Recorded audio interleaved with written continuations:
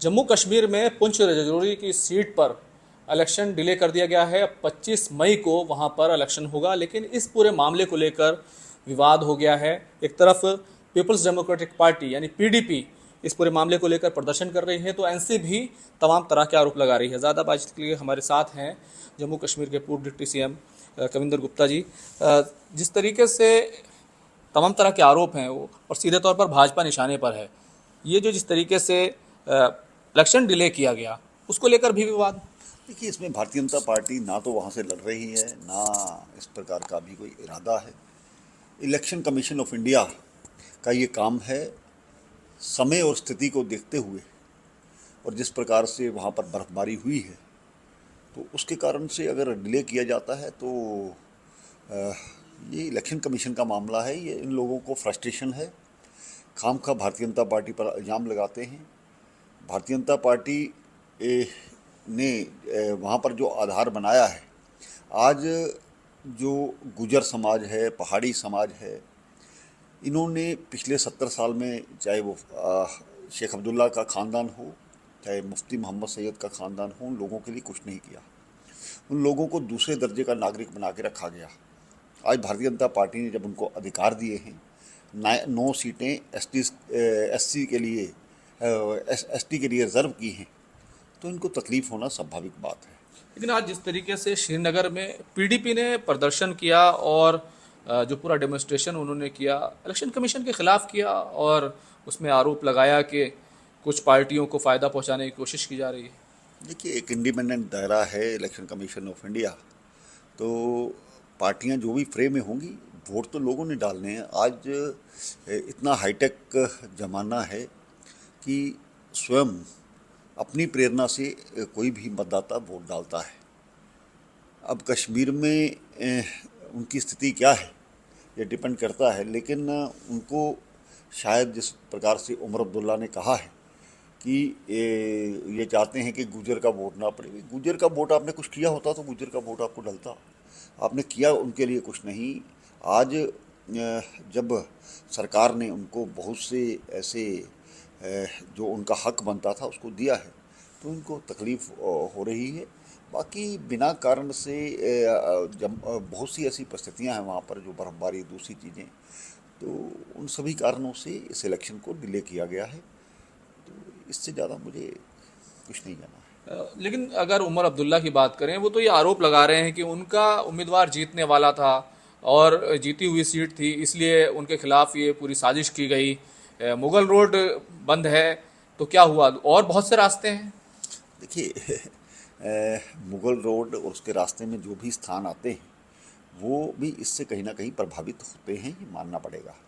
अब वाया जम्मू जा कर के पुंछ से फिर कश्मीर में जाना, रास्ता 4 गुना ज़्यादा बढ़ जाता है। तो जो इलेक्शन कमीशन ने इसका नोटिस लिया है, संज्ञान लिया है, कुछ सोच समझ करके लिया होगा। लेकिन जिसने इलेक्शन लड़ना है वो इस प्रकार के बहाने नहीं बनाता है, वो उनको पता है। लेकिन आरोप जो है वो सीधा भारतीय जनता पार्टी पर है कि भारतीय जनता पार्टी पर्दे के पीछे से कुछ पार्टियों को फायदा पहुंचाने की कोशिश कर रही है। देखिए, इंडिपेंडेंट दायरा है इलेक्शन कमीशन ऑफ इंडिया, तो कुछ लोगों ने वहाँ से लिख करके दिया था, और बहुत सी प्राइवेट लोगों ने भी लिख करके दिया था, उसी के आधार पर इन्होंने इस प्रकार का निर्णय लिया है। तो आप लड़िए इलेक्शन, 10 दिन में क्या फ़र्क पड़ने वाला है? कोई ज़मीन इनकी खिसकती जा रही है, क्या है उसमें, ये खुद बताएंगे। लेकिन मुझे नहीं लगता कि कुछ ऐसा प्रभाव पड़ने वाला है। 10-20 दिनों में अगर इलेक्शन आगे जाता है तो उससे कोई फ़र्क नहीं पड़ता है। उधर दूसरी तरफ दिल्ली में घटनाक्रम है। आर्टिकल 370 को लेकर रिव्यू पिटीशन सुप्रीम कोर्ट पहुंची है। सुप्रीम कोर्ट इस मामले की सुनवाई कर रहा है। लेकिन जो सबसे बड़ी बात यह है कि अवामी नेशनल कॉन्फ्रेंस पीडीपी तीनों इस याचिका को लेकर पहुंचे हैं। देखिए, जब धारा 370 को तोड़ा गया, लोकसभा राज्यसभा में बिल के रूप में आया और बहुमत के साथ उसको पारित किया गया। अब संविधान जो है सबसे बड़ा एक दायरा है, संविधान के तहत ये सब कुछ किया गया। संविधान से बाहर ना तो कोई जाएगा, ना कोई किसी को जाना चाहिए। तो आज जिस प्रकार से ये इलेक्शन में केवल डाइवर्ट करने चाहते हैं लोगों की अटेंशन, और लोगों को कुल मिलाकर के लाभ हुआ है। आज वहाँ का वाल्मीकि समाज, आज वहाँ का गोरखा समाज, west Pakistan refugees, ST SC OBC सभी को इसका लाभ मिला है।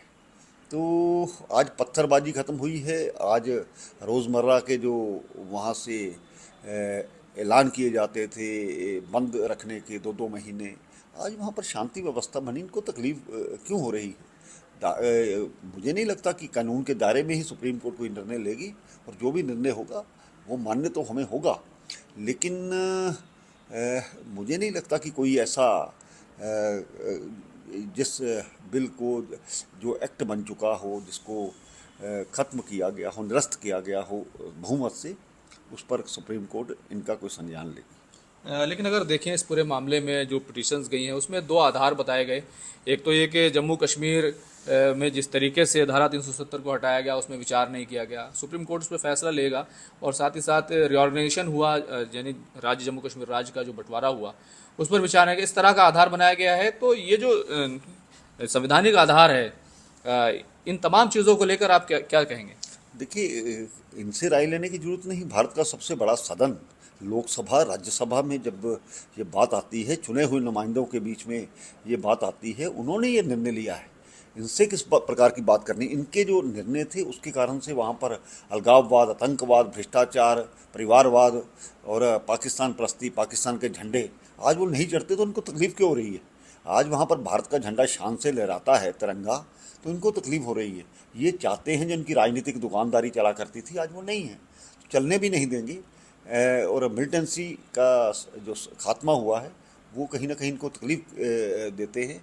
जमायत और हुर्रियत जैसे संगठन जो पाकिस्तान से पैसा लेकर के वहाँ काम करते थे, इनकी सपोर्ट करते थे, इनको वही मुझे लगता है तकलीफ़ है। बहुत बहुत शुक्रिया। खुर्रम शहजाद, न्यूज़ 18 दिल्ली।